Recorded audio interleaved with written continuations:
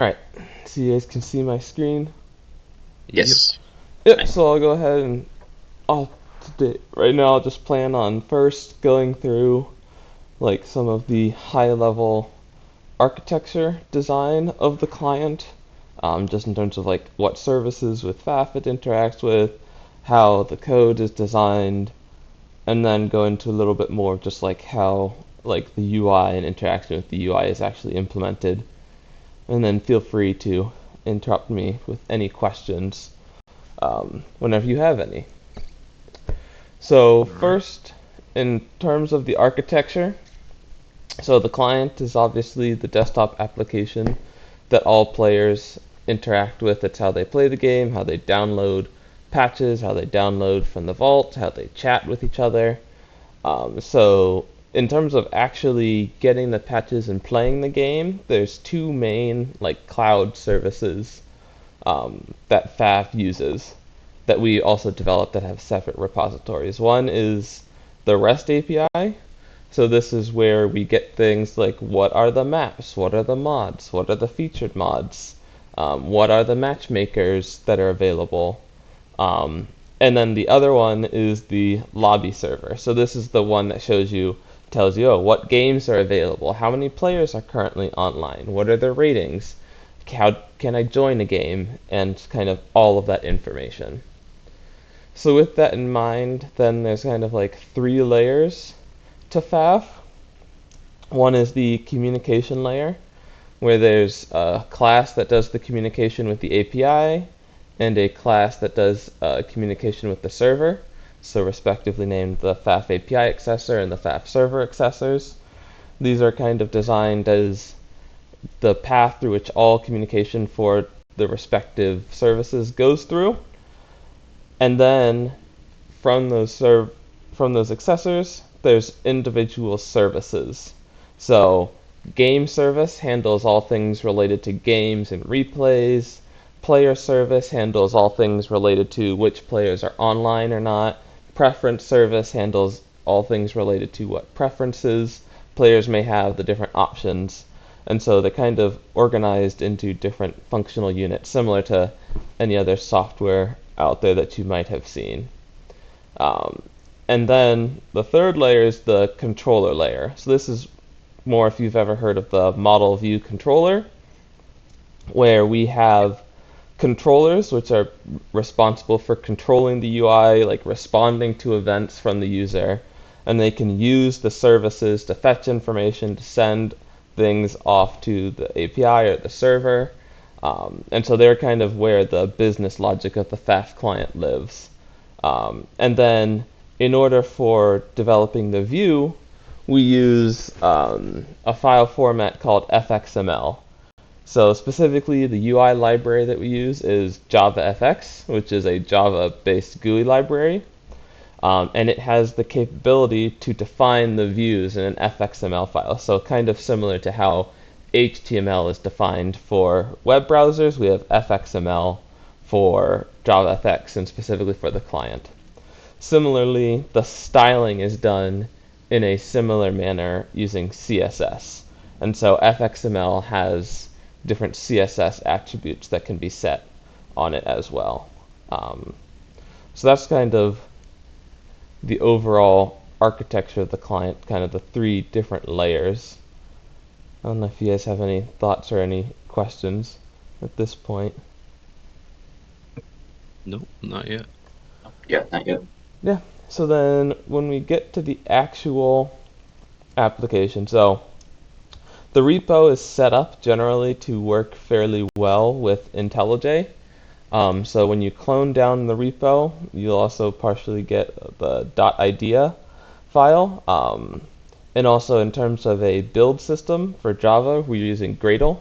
So that's denoted in our build.gradle file. I'm assuming some exposure, some interaction through this. I guess we can always go through more detail. But with this, the main thing is once you clone the repository, with it should just be a main run configuration.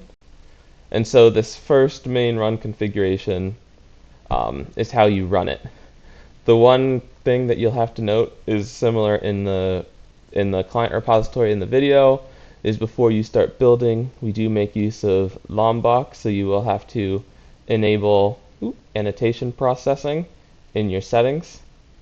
But then once that's done, you should just be able to run main in order to run the client from the first time from source code.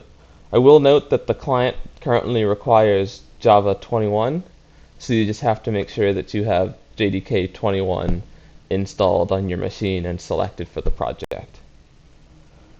So then, in terms of what that main file actually looks like, so it's under Java source main Java, pretty standard. So the client itself uses Spring Boot. So if you're familiar with Spring Boot, it should be pretty familiar. If you're not, largely we just use it as a dependency injection framework. So sometimes there will be times where you see classes have these annotations on top of them, like at component, at service, and then you might ask yourself, where is this class getting created? Where are the dependencies coming from? Largely that's all handled by Spring itself. So this main class is just really like a little wrapper that starts up the client and launches the application. The FAF client application actually has like the logic.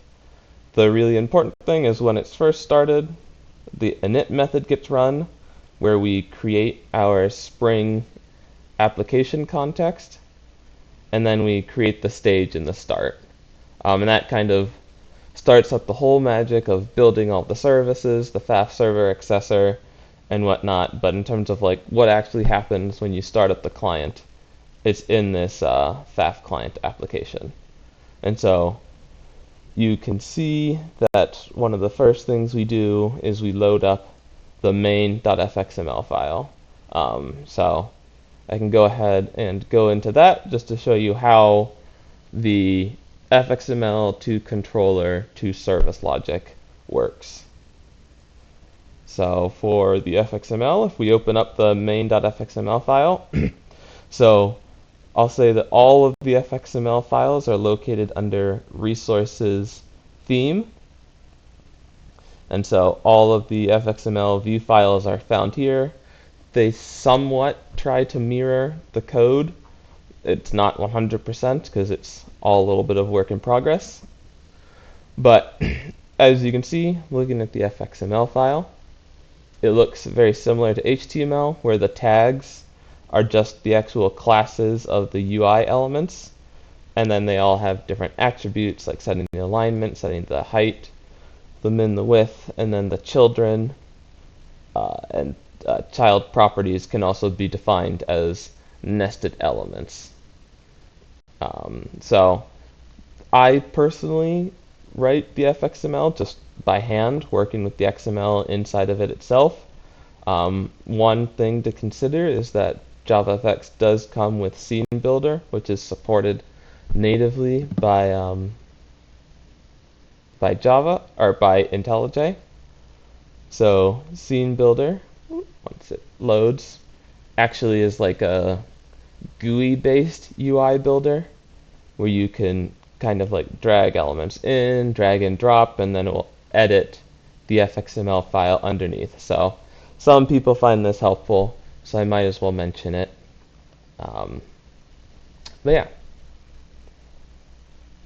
Then in terms of how does this actually connect, so for us, normally every fxml file will have a requisite controller associated with it.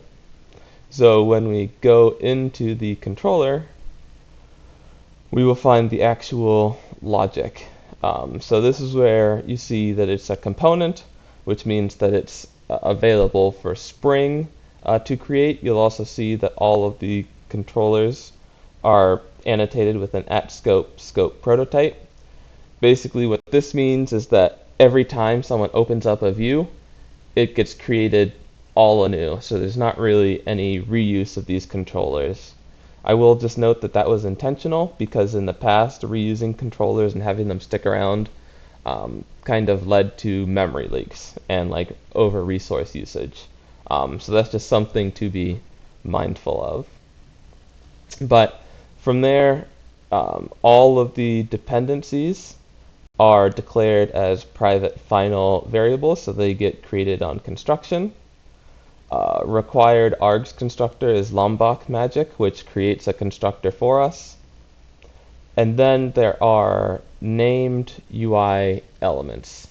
So these named UI elements are elements that are referenced directly in the main.fxml file.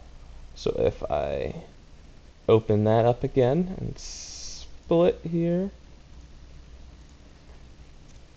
so we can see that on the right here, anything identified, any object that has an attribute fxid, these will get automatically mapped to the corresponding element of the same variable name inside of the controller that's declared. So content pane will get created and then will be injected into main controller's content pane. The content wrapper pane is the stack pane, the main root, so on, so forth, and so far.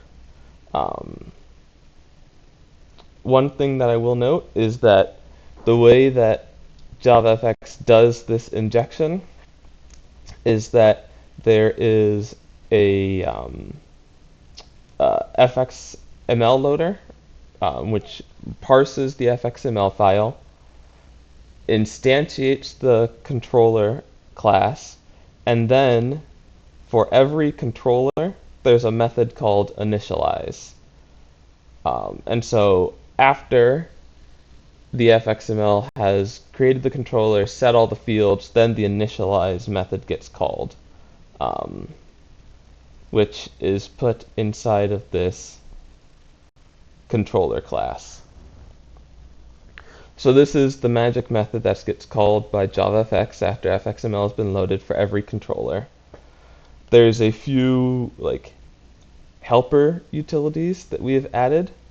Just again, a lot of this was added to help with memory management. So there's one property, a Boolean expression. So this will be true when the controller is actually attached to a UI object. And then there's also showing. So this is when it is visible and showing to the user. Then outside of that, every controller has the ability to declare lifecycle methods. So on initialize, so this is what sets up kind of all of the properties, which we'll get into a little bit. There's on attached, any actions you want to take once it becomes attached, on detached, and then of course on show and on hide.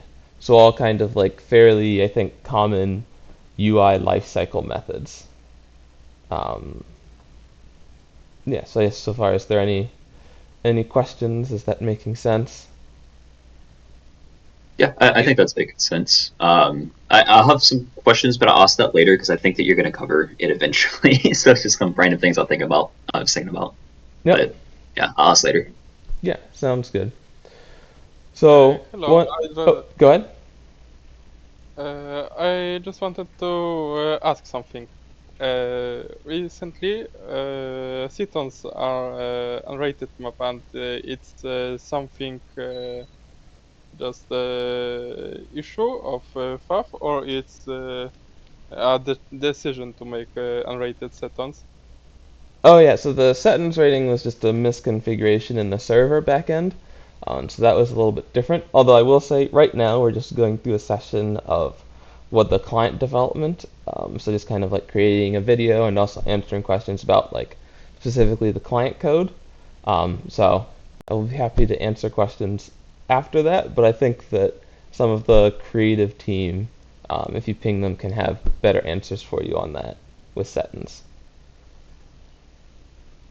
Okay, so yeah, okay, so thanks. Yep. So See you. yep.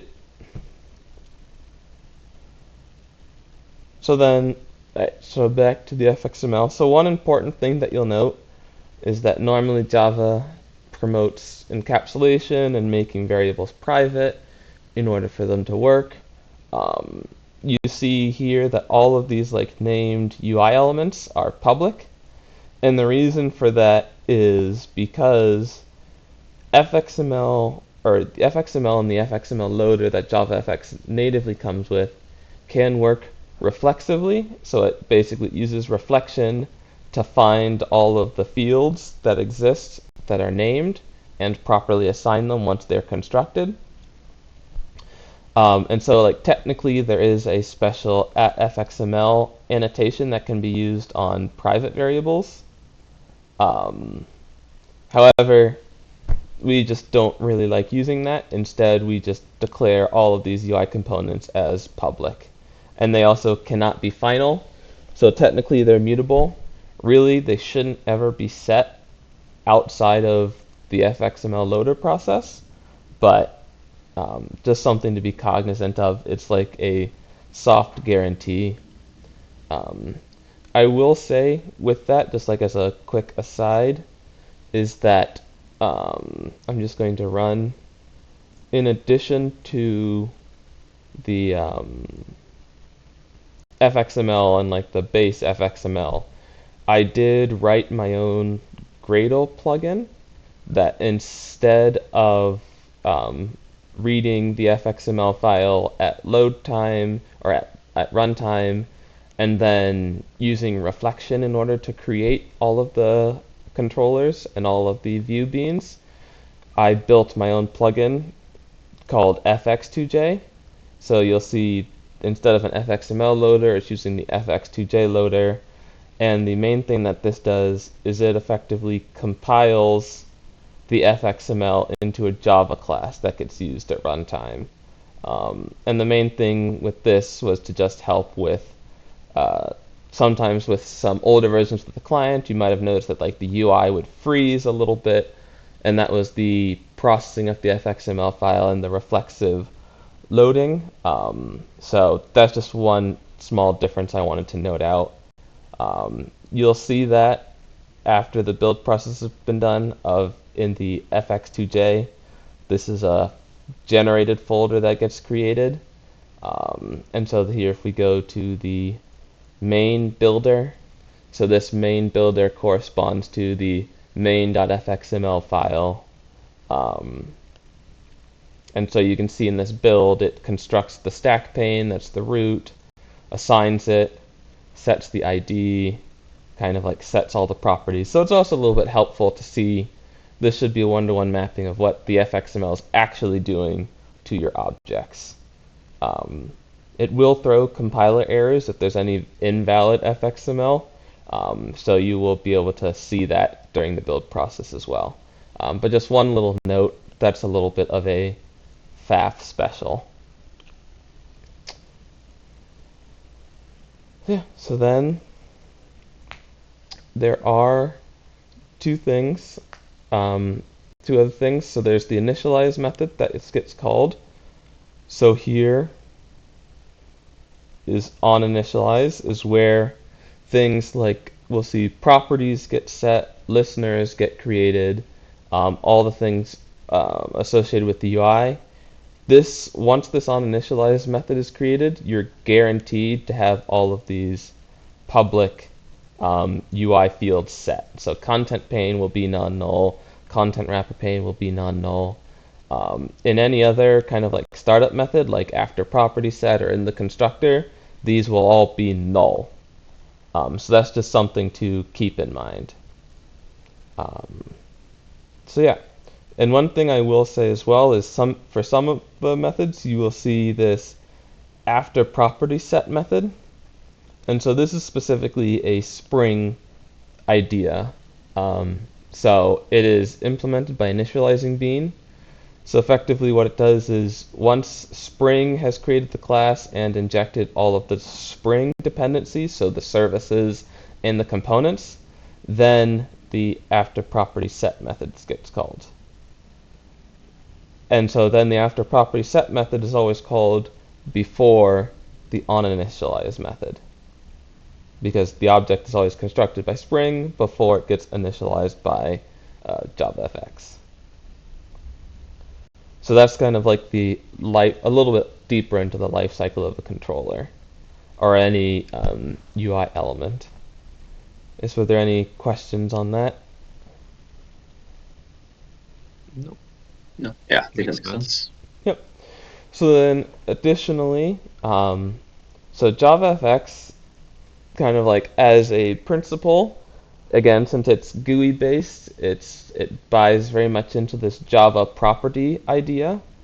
Additionally, with those properties, it has the concept of listeners, like you can see. So in JavaFX, the base class that they have is the observable. Whoops, if I actually spell it properly. So observable is the base JavaFX. You have the capability to add a listener, and so this listener gets added, and basically the base level is an invalidation listener. An invalidation listener gets triggered anytime the value effectively changes, and you don't actually get the values in the listener. It's just something that gets run every time a value changes. The second level of that is the property, or sorry, observable value. And so in an observable value, you can have the change listener, where this actually, you get the new value. So you can say, okay, what's the old value, what's the new value, and it's a method where you can observe those two. So just as a note, what you can see here, so once the actor property set, so when we're constructing in the main controller here, we get the login service. The login service has a logged in property, and so then we add a listener to the logged in property, where this represents a boolean that changes every time the login state changes. So every time the login state changes, we can take the new value, and if we're logged in, we enter the logged in state. Otherwise, we enter the logged out state. And so this is an example of a change listener. One thing that I will note is that technically this add listener interface is a little bit more legacy for JavaFX. There's a newer syntax that they use, which is for any given property, there's a subscribe method. And so 3 variants, which takes a runnable, which is just like a invalidation listener, a consumer, which is a change listener that only takes the new value, and then a by consumer that can take both the old and the new value. So this is like a little bit of the newer API. So this logged in property could really be rewritten as this instead. And so this is the pattern that a lot of the code in the client has been migrating towards. And one of the reasons for that is because you'll see that the subscribe method actually returns something called a subscription. And so with this subscription, you're actually able to stop listening or stop the listener. So there's an unsubscribe method on the subscription. If we were to call subscription.unsubscribe, then all of a sudden this listener would stop working, and then it would be eligible for garbage collection. So it really goes into the world of memory management, just because, again, that was a problem with the client because of a lot of how JavaFX did things. So a lot of the new subscriptions and subscribes and whatnot help with that. Whereas previously, if you wanted to do that, you would have to create a reference to this change listener, and then when you wanted to unsubscribe, you would have to call the remove listener method with that reference to the listener, which is just a lot more to keep track of. So that you'll just see those differences throughout the code, but the subscribe is newer and better. The only thing to be careful of is that subscribe that takes just the consumer will get called with the current value of the property as soon as it's created. whereas this old add listener will only get called the first time when the value actually changes. And so that's a little bit of how the properties work. In other areas, you will also see some of the new properties. So I'm just going to take the map card controller as an example. So hopefully you don't get too overwhelmed. But here we have a similar thing where we have like the thumbnail image view. So this is the image view you see when you go into the map vault. JavaFX has the concept where I can bind properties to one another. So here we're taking the thumbnail image view, getting the image property, so the image that's actually displayed, and we're binding it. So this means that it will always equal the value of whatever property we pass in. So here in this case, entity, so this is the actual like map that we're viewing, and we can see the usage of some of the new UIs so entity is an object property. It holds what it's responsive to changes, and the .map is basically a way to create a derived property. So similar if you've used like streams.map or reactor.map, it's just kind of like a way to build derived reactive properties. So we can map it and say, okay, from this map version bean, load the preview, then flat map, there's a little bit of like error handling, and then when showing, so when this controller is showing, bind it to the image property. So that's a little bit just showing how the binding works, how the creating the derived property works. Again, this is a little bit newer JavaFX. Before it was much more cumbersome, but they've leaned a little bit more into the Fluent APIs. And that is also, the FAF client has also leaned into that. So you're going to see that all over the place. So yes, that's the like high level overview of how the UI and how all the properties work. I guess next I wanted to go into like the interaction with the API and how the different layers work. But before I do that, I guess I want to know if there are any like UI questions or anything. Nope, no questions for me right now. This is way outside of my wheelhouse, so it'll take me a while to ramp Yeah. up on it. But yeah, I'll just like keep reading through the code. This has been a really helpful overview. Yeah, it's not too different from .NET. So, Yeah. Yep. C# But, and Java have a lot in common. So. yeah, I'm mostly interested in the API. Yep. So.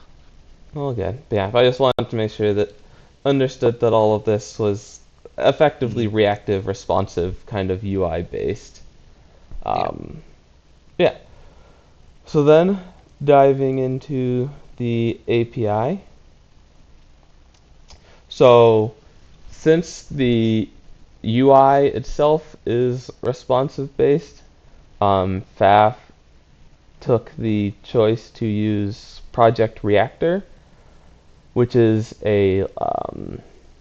like basically like a reactive API, reactive interaction. So similar to like await async, but in class form is kind of how I can put it best. So the FAF API accessor is the main class that interacts with the API. How the FAF API works is it is a JSON API. So in order to get the fields, you have to declare like what relationships and what fields you want to get out of a class. And so that's what you see in this big map up here, where we have defined a set of like API data transfer objects. One thing to note is that all of the API data transfer objects are actually defined in a separate library called the FAF Java Commons library. So that's this second kind of library that you see here. And all of these classes effectively just define the shape of the data. So like for the co-op result that you see on the leaderboard, it has the ID, the duration, the player names, the game, and all of that. So these are just your basic data transfer objects. But it is in a to the client third-party dependency, another repository under FAF called FAF Java Commons. So technically, if you want to get more information from the API, you have to first edit that library and then go through that build process. But to get more information, you'd also probably be working in the FAF Java API itself. So I'll leave that, unless there are like specific questions on that, I'll leave that a little bit out of scope. But otherwise, this big table includes, basically defines all of the like parameters that we're pulling, all of the relationships. So a leaderboard entry has a player in a leaderboard. We want to make sure that for every leaderboard entry request, we get the player in the leaderboard. Leaderboard rating journal has the game player stats. Game review summary has a whole bunch of fields. And so this is basically like one cohesive interface to make sure that the information across anywhere in the client is consistent. We don't worry too much about like only asking for exactly what you need for any given call, because for the most part it's pretty cheap. I guess maybe if we run into issues in the future, that's something we can do, but at the moment it's just kind of universally defined. Similarly, there's a set of like default filters. So like by default, we don't load any hidden mods or hidden maps, and we only want to get like the co-turn servers that are active. So that's just something to consider. Then, so this class is pretty generic, so you won't see anything specific outside of those. So there's just the basic like, oh, make a post request to the API, make a patch request to the API, a delete. The most frequently used ones are the get many.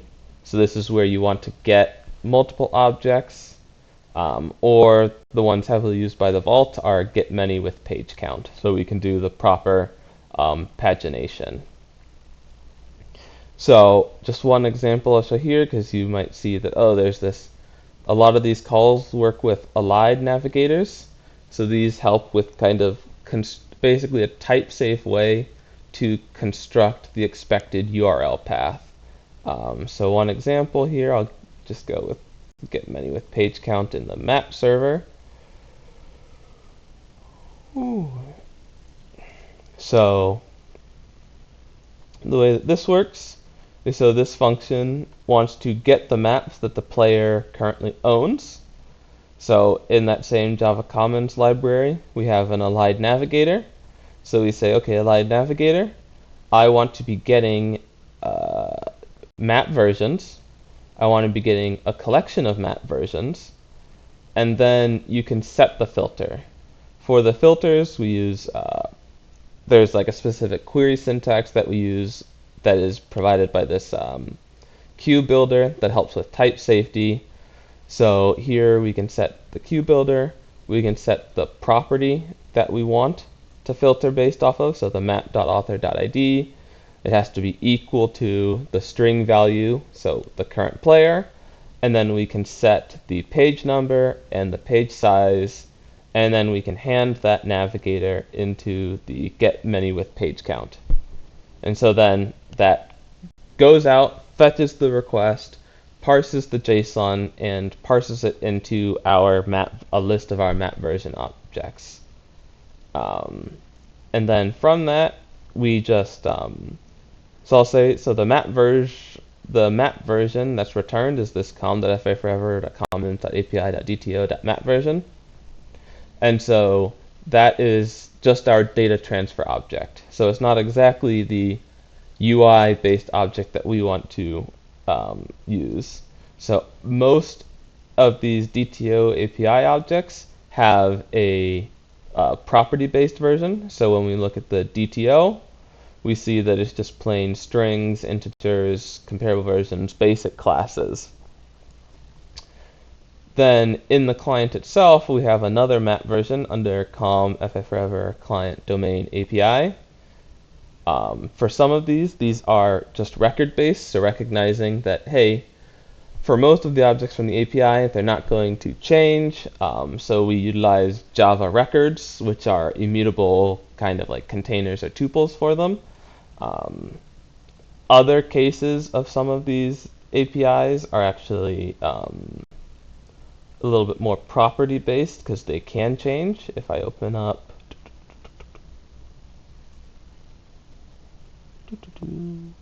where's player?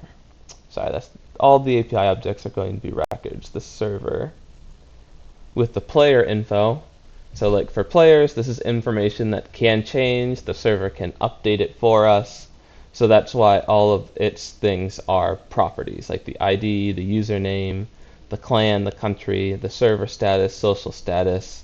So these are recognizing that, hey, these are things that can change. The server can update us about them. And so that's why it's this property based. And so all the objects that you see under the server domain are property based. All of the objects under the under the API will be records, because once we fetch it from the API, it's not really going to change. The API is not currently updating us on anything. So then for converting from the DTO objects into our client domain specific, we utilize a library called mapstruct. So you will see that there's a package mapstruct. And what this does is it's a simple way to declare mappings between two different domain objects. So here, I'll just go back to where's map version. Yep. So when we want to take a com FA Forever commons DTO map version into a client domain map version, we can just declare a method inside of one of our mapstruct classes, and they are specifically mapstruct classes when they are annotated with this @mapper annotation. And so what this does is mapstruct at compile time generates an implementation of this method for us. So it uses introspection at compile time, and by default it will map fields of the same name and convert between them. So if we take a look at the implementation that's generated for us, we can see that the ID is gotten and it's converted from a string into an integer, the folder name, the games played, it's null safe, checks, and all that and whatnot. So that's kind of what is helpful for converting between the DTOs for the API of the server into our domain objects. In the case where there are properties that aren't the same name between, you have to add this @mapping annotation where you specify the target. So in this case, we're going from the client object to the DTO object. So the width is set by the size, width in pixels. So you can nest. So map version contains a size, and map size contains a width in pixels. So you can nest the source and the target. Basically, you can access nested properties through mapstruct. And so you can see that each mapper is again structured by the the domain. So we have the map mapper, the matchmaker mapper, the mod mapper, the player mapper, so on and so forth. And largely these mappers are used at, almost exclusively the mappers should be used at the service layer, as the services are what are responsible for using the FAF API accessor, getting the domain objects, and then converting to the client domain object. Where'd it go? Yeah. And then the services are then used in the controllers to do whatever they want with. And then the controllers can set. It's like that was just displaying the cards. So that's how the API works. In terms of like, oh, how do I know what I can filter on? So that's defined inside of the where is it? Yeah, inside of these DTO objects. So all of the filters are basically fields. Anything annotated with the relationship. I don't know if you've ever worked with like SQL, but it can just be seen as like a foreign key onto a different kind of object. So we could filter based off of the weight, the map params, the map pool. The map pool has the nested property name and also contains the matchmaker queue map pool that you could filter off the min rating, the max rating. So that same nested property syntax that you would see that we were talking about in MapStruct.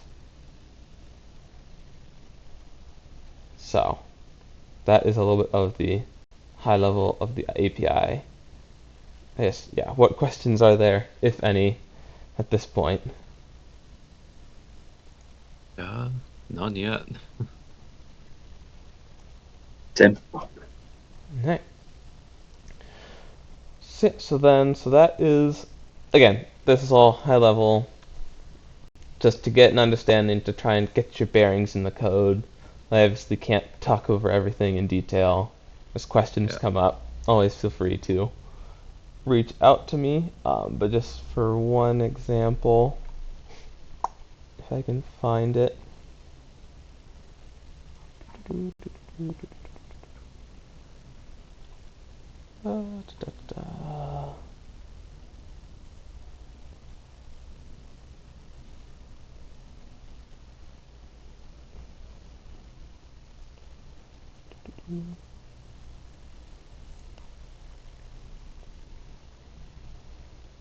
Yeah, so like here on the leaderboard controller, that shows, I guess the leaderboards controller, you can set the league.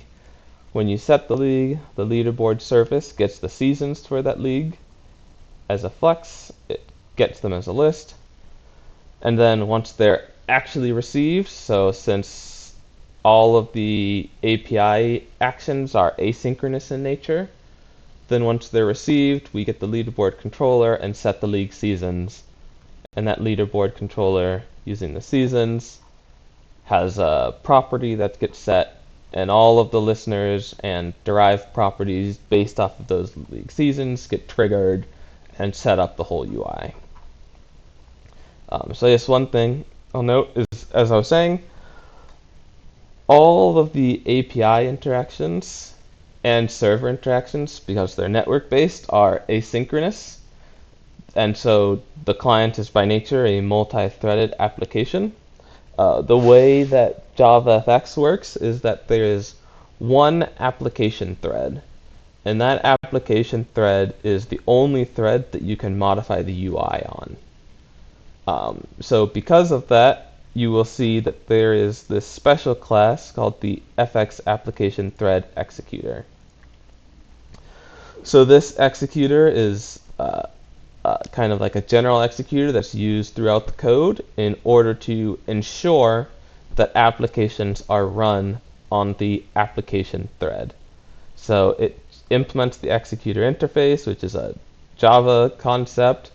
Its execute method takes a runnable, so just anything that can run. And the main thing you will see is that if this is called while we're already on the FX application thread, the runnable runs right away. Otherwise, it's scheduled to run on the FX application thread at some point later. So run later actually uses platform.runLater, which is a JavaFX specific call, and it just says, hey, I'm going to schedule this to run on the application thread at some point. There's not really any guarantees about when it will run, so obviously you have to make sure that it is, you'd be careful of like race conditions and things like that. But since the application thread is single threaded, they are run in the order that you submit activities to. So calling this run later multiple times with tasks 1, 2, and 3, then tasks on the FX application thread will be executed in the order 1, 2, and 3.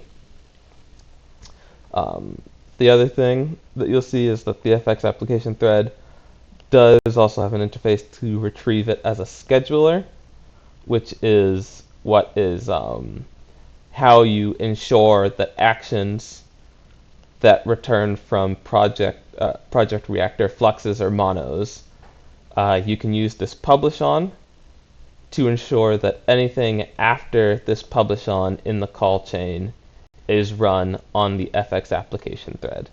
And so that's very important in case you are modifying any aspect of the UI, or in case any properties derived by any properties you are changing modify the UI directly. So it's just something to keep in mind. Otherwise, you will get very esoteric errors that like the text was not changed on an application thread, so you'll see a not on JavaFX application thread exception thrown in the logs. And that has been a source of very many bugs in the client, where you will see people complaining, hey, I took this action but it didn't do anything, likely because it didn't get run on the application thread when it should have been.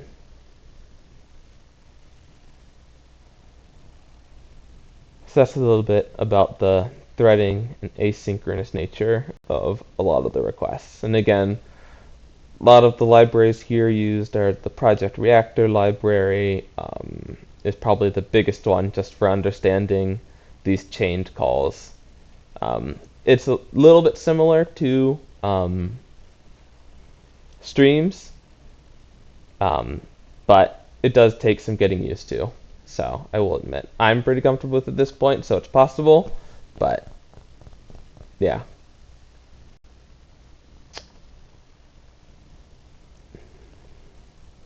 Any questions about threading or anything there? Nope, no questions there. Nope. Yeah, so then the other remote kind of like access is the server. Let me just search for it. So the server accessor is responsible for communicating with the FAF lobby server. So this is the server that updates us about all of the games. It updates us about which players are online, so on and so forth. So this is how, well, one of the ways we connect and log in is logging into the server. You will see some places, I'll just note here, that there was a time where we switched from completable futures, which is like the built-in Java kind of like aspect of a little bit of reactivity. Basically, it can be thought of more like callbacks. So this was kind of like an old way of doing things, and more things have been moved over to the project reactor with the monos and the fluxes way of doing things, just because there you have a little bit better of an API. But you'll still see a few completable futures here and there. So yeah, so this class is responsible for doing things like hosting games, joining games, adding friends, foes, requesting matchmaker info. So the way that this ultimately works is that when we connect to the lobby server, we connect via WebSocket, and that is all handled in this FAF lobby client class. The FAF lobby client is also in the FAF Commons library. So it's also written in Kotlin.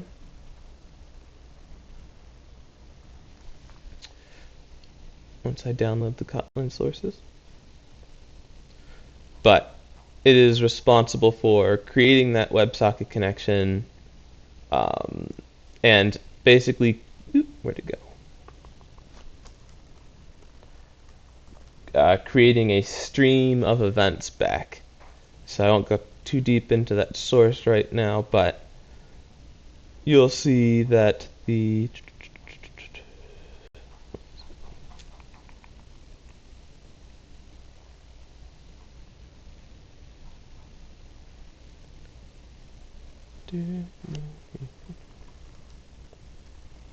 yeah.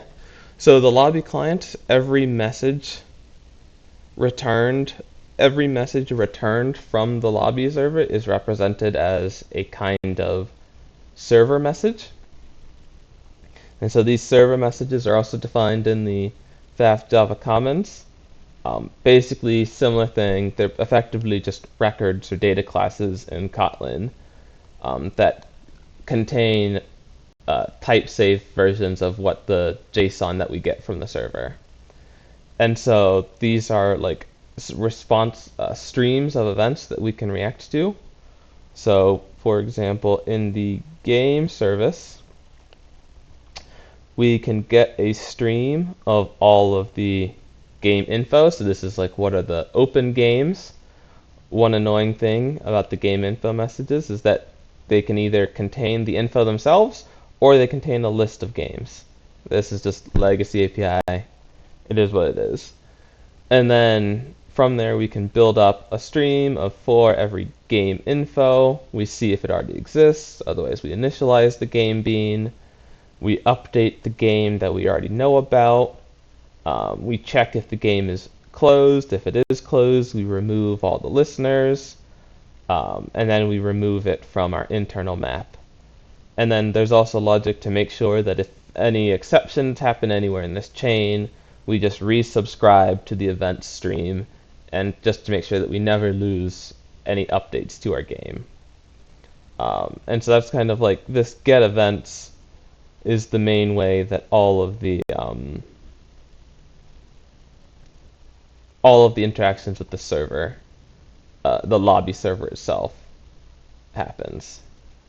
So you can see the same thing with like, oh, when we get a matchmaker match found, then we notify that there's the match found.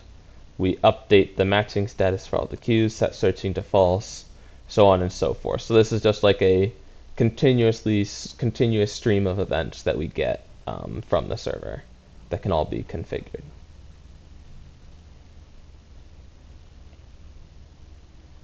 Yeah, so this is there. Yeah, anything there? Any questions? No, pretty No. pretty understandable. Yeah, so I guess, yeah, so that is all like that's all the effective high level parts of the client with the API and the server, how the UI is structured, how the controllers interact, the lifecycle methods, a little bit into how Spring is created. One other thing as well is the authentication mechanism. So how do we know who players are? So FAF utilizes OAuth and OAuth application process that goes through our user service. And so when players first log in, they're redirected to the browser.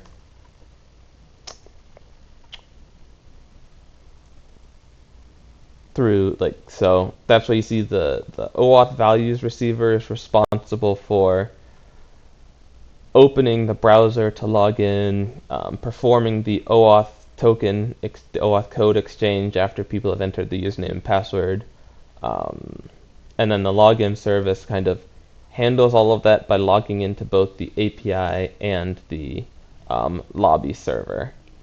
So both the API and lobby server currently log in by using the access token that we get from the API, from our OAuth service.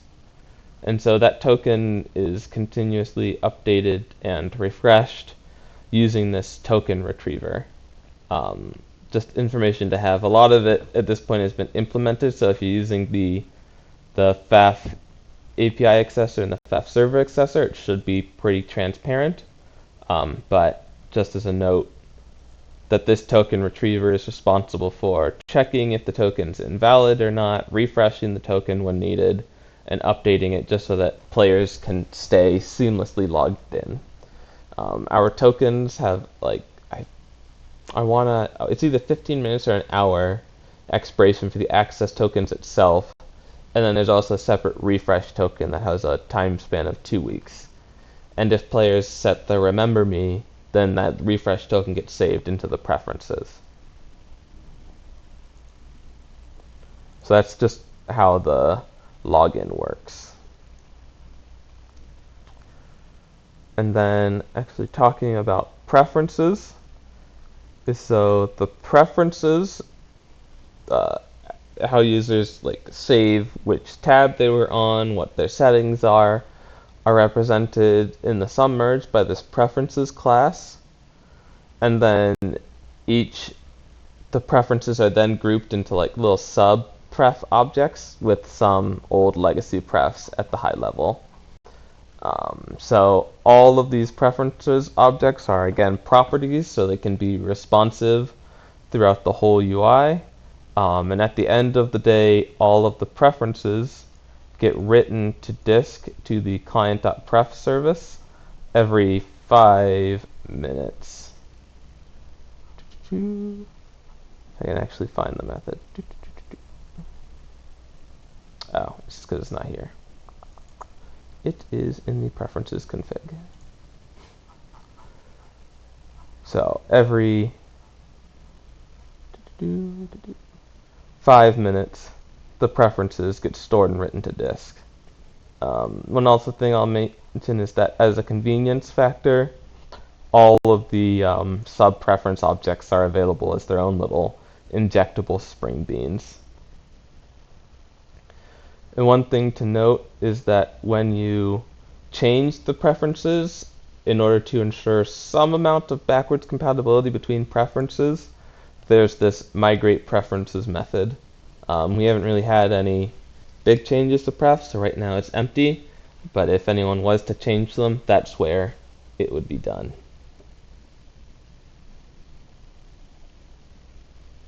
So let's see. So API server, login, preferences, JavaFX, a little bit of Spring. I think that's all.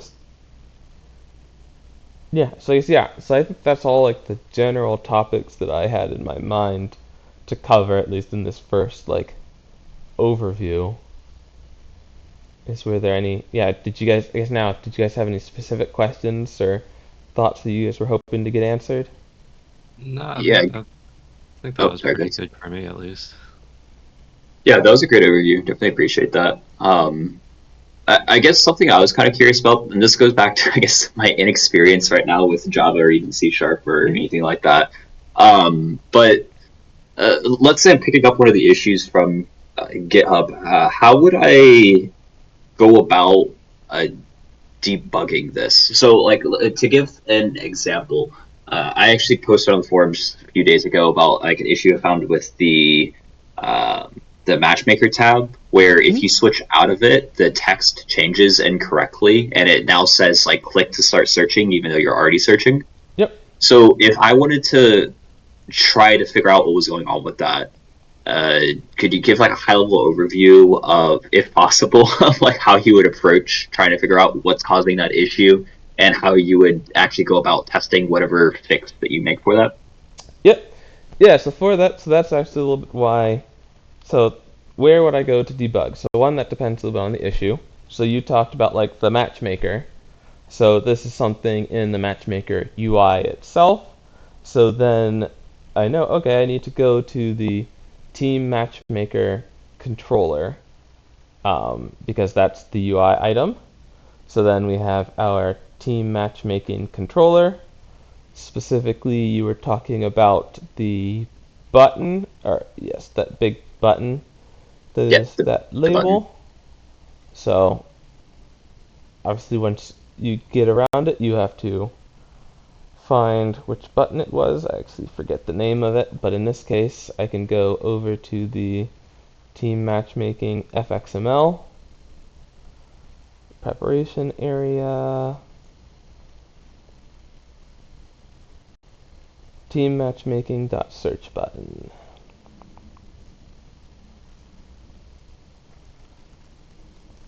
Yep, so then we have our search button, which is a toggle button. And now inside of the team matchmaking controller, I have access to the search button. And so from here, actually we can use this main. I'll start it up. I guess right now you probably won't see it in your I don't know if I'll be sharing the client. But once I start it up, I kind of just log in, and specifically I know that there's this set search button text field. So this is responsible for changing the text based off of like the different sets of criteria, and it's set as a listener. And so then really in here, once the client launches up in IntelliJ, I would just start putting breakpoints specifically in this set search button text. And so as I open here, I've opened up the client, opened up onto the matchmaker screen.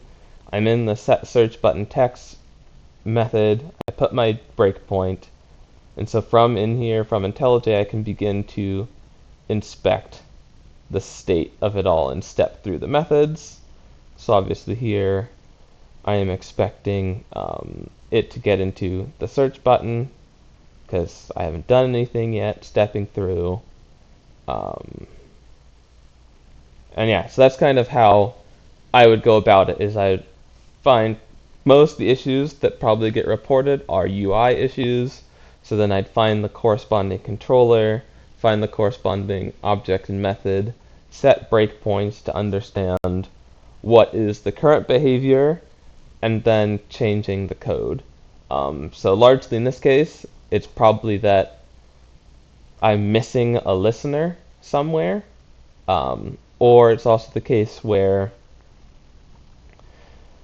this is some of the trickiness with JavaFX. I suspect what's happening is like one of these listeners is getting garbage collected too early. And so once it gets garbage collected, it can no longer be triggered.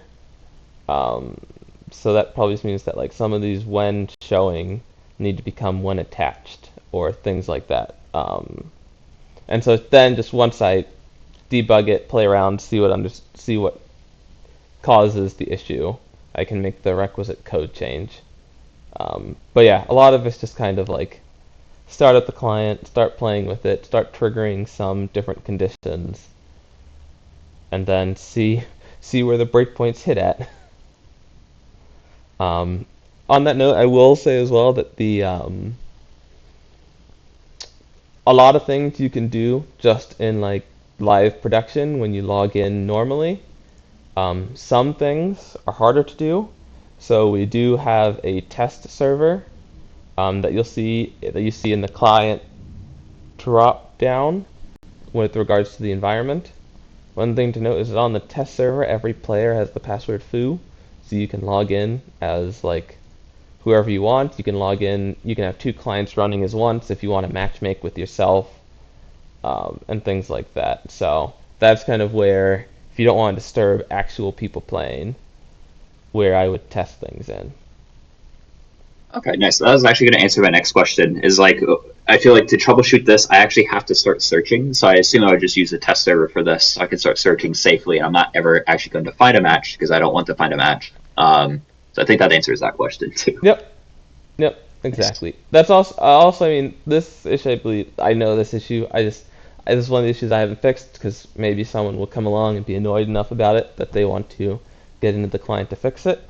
But it's also like you could start up a custom game. That's why you'll often see me, even in production, I'll have my private games that are just test, because I'm testing something about like the game launch process, or I'm just testing something that's to do with the state of if the current player's in a game or not. But yeah. And so also generally, the test server is generally up. Sometimes there are other things going on in the test server. I guess if you're not a lot of the developers and server admins are on our Zulip application. And so Zulip is like another chat application, a little more organized than Discord, where we communicate. And so that's also where you can kind of get more insights into like the general health of the server, the general services, all the things besides just the client as well. So if you have, you can also kind of shoot me your email and I can invite you over to that space as well. Awesome. Yep. One thing I did realize I forgot to mention was just the internationalization. So the client is translated into multiple languages, and the way that that works is we have our I18N, stands for internationalization. There's a messages resource bundle and a whole bunch of properties files. So messages.properties is the default file. It's organized where there's a text key. So here the text key would be yes, equated to actual text, and so on and so forth for all the text that is present in the client. And then there are corresponding messages properties for each language that the client has been translated in. One thing you'll note is that really text should only be added in the messages.properties file, and then it will get synchronized with a like translation application that we use called POE editor. And so in POE editor we can upload the messages.properties file. Then we have other contributors who go in and translate all of the messages, and as they translate them, we then export all of these sub-language files and insert them into the client. So, and that's why you will see that one specific, if I can go back far enough, I18N class is used to get the message based off of the key. So the team matching game count, games played. You can also specify args to be passed in as well. So that's why you see team matching.game count plus num games. And then as far as specifying the internationalized string in the fxml, that's why you saw the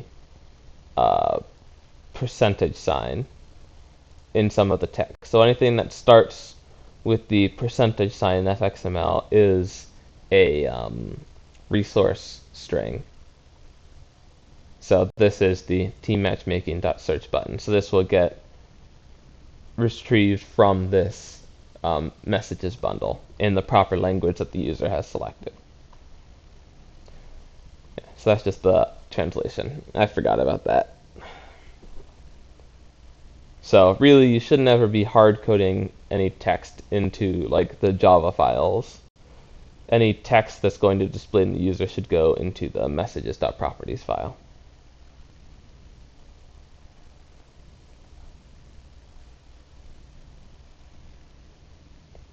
So yeah, sorry, that was a little segue. So on your debugging, was that answered appropriately? Yeah, I think that's plenty for me to get started with. Yeah. Actually, out of curiosity, so you mentioned a few different times how there's parts of the client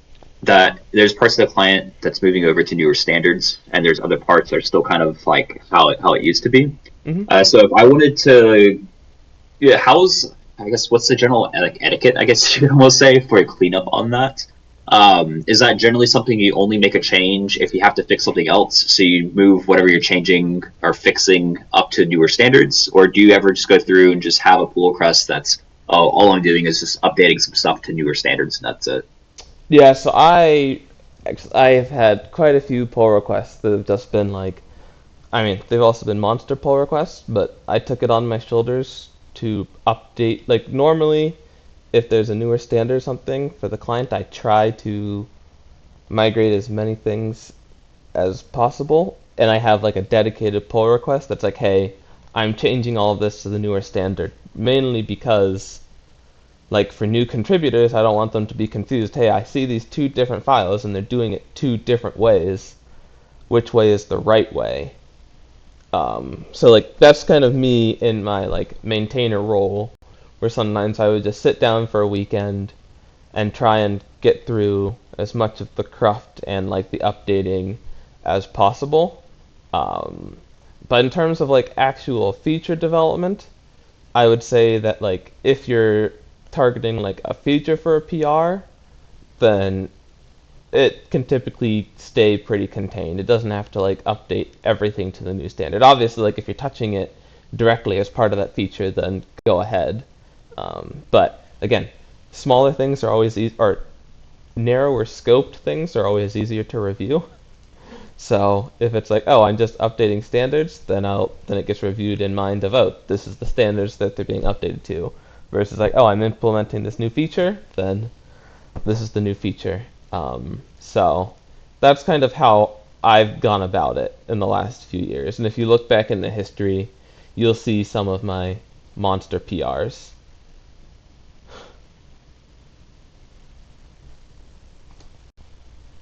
If that gives any semblance of an answer to your question. Yep, that makes sense. So. And I assume, well, I think I saw this when I was actually looking at the repo, but we were using JUnit for testing, is that right? Yep. I totally forgot about testing. So all of the tests are inside of the source test folder.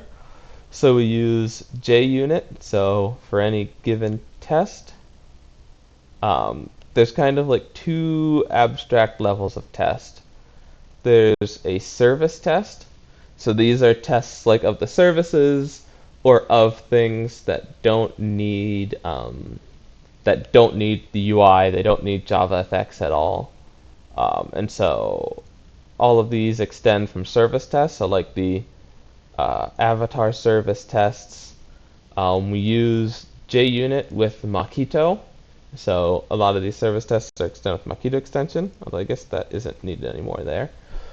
And so all these service tests are unit tests. The client is very unit test heavy. It is not, we don't really have any integration tests for the client just because that would be a headache to set up. And a lot of the client kind of operates on like a contract principle, where like, okay, a controller does this under these scenarios, so we'll test this to make sure it changes, and then it doesn't have to worry about how it gets there, it doesn't have to worry about anything like that, just as long as it takes this input, produces this output, we're good. Same thing for the services, and so that's kind of like the testing approach that has been taken. So you'll see a lot of small tests, like making sure that the FAF server accessor is called when we want to get the available avatars in the avatar service. So they're fairly granular in nature.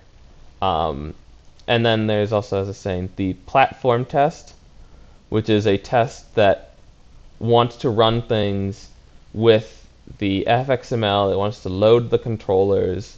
It wants to test the UI. It's all headless UI testing, but this class kind of sets it all up. So if you look at like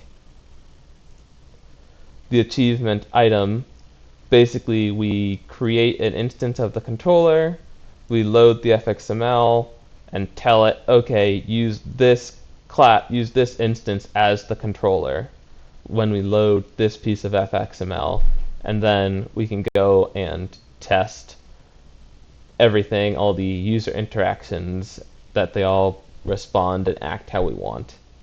So that's kind of like the testing idea and test infrastructure. One little note I will say is that like in terms of, there's a little bit of legacy here. So before, we used to have a bunch of custom built builders that we used for tests. More so, we've switched over to using a library called Instancio, which is actually really neat, which can create the different objects for you with random data, or you can specify like what field should be set how, like here, okay, well here I'm setting the leader with the player info and so on and so forth. So you'll see a lot of that, and that's just easy creation of test objects all over the place. But yeah, so a lot of unit tests, a lot of granular testing behavior. Most of it is for like regression testing, just to make sure that some contributor down the line doesn't come in and totally break your feature, even though that still happens. But, try to reduce it as much as possible.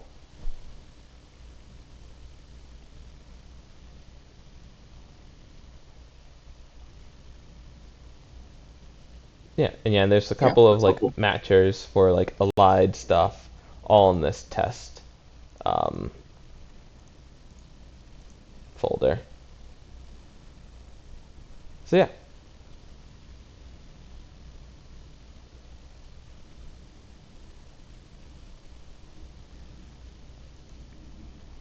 Yeah, I think that's all the questions that I had. This has been a really helpful overview. Good. Yeah, so that is the thing from here is to just I guess start digging in. If there's any issues that really frustrate you or anything like that, then feel free to take them on. There's currently over 100 issues on the GitHub that you can take on. Some are easier than others. I think most of the ones you'll see a labeled like waiting for projects. That means that they're like dependent on something that needs to change in the API or needs to change in the server. I think that I've labeled most of those, but always, of course, feel free to ask me, talk to me, shoot me questions either on GitHub or Zulip or Discord. Pretty available. I'm not really going anywhere. It's just, as I said, it's a little bit unfair, I think, where I have a little bit less time to deal with all of the like small issues.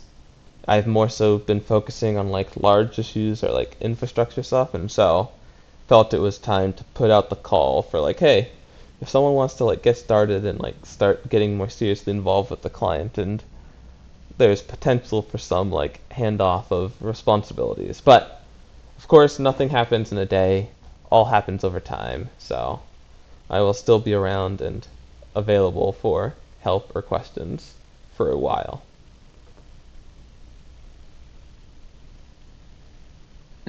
Actually, I do have one other random question, Mhm. but most of my current development work that I do, just like personal outside of work, is on my I have like an M3 MacBook Air that I'll like travel with for work, whatever. And if I'm doing stuff for fun or whatever I'm doing, even though I couldn't run FAF on that, would I still be able to do client development on that? Do you think? Even if I can't actually load a game or anything like that, or is that something I should just play around with and see if I can get working? Yeah, so the hardest part might be the Java FX. So technically, Java FX does have like it since UI library, it does have like platform dependent packages for it. So we have the platform.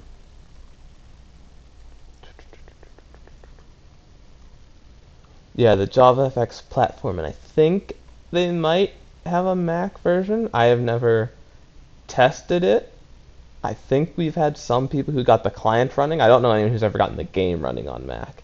At least, like, Yeah, I know the game doesn't work because the ARM architecture it desyncs no matter what. And my yep, understanding is it's going to take like a game engine patch to fix that, and it's probably never going to happen. But yeah, I was yep. just kind of curious about that because that would greatly increase the amount of time I would have to work on it, but it also might not be worthwhile if it's going to be a huge pain.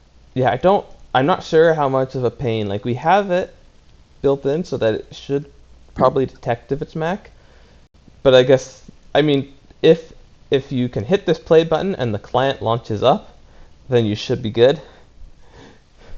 Um, if not, then yeah, there might need to be a little more investigation into that.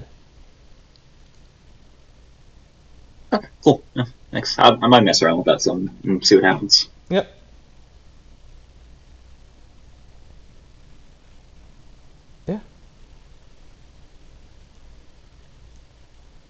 Yeah. Then I guess if there are no other questions or anything, then yeah, that's all that I had. Thank you. And I'll also just be posting this somewhere, the recording that I took of this. So, yeah, it will Yeah, it be seems up. like there were a few people interested, so Yeah, so I'll have to find somewhere to post it, but I'm sure I can communicate with some of our promotions people on what best to do with that. Yeah. all right. Cool. Well, Yeah, I appreciate thanks the for time. showing us. Yeah. Yeah, thanks.